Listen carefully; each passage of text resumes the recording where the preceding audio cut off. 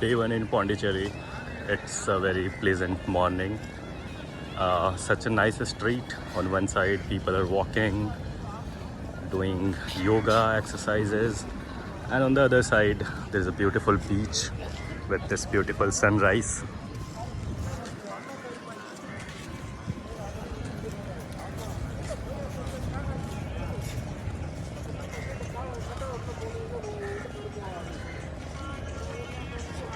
It's an amazing view. It's very different from other beaches in India. Like, it's very happening how there is a street just beside the beach, and people are just doing their morning routine here.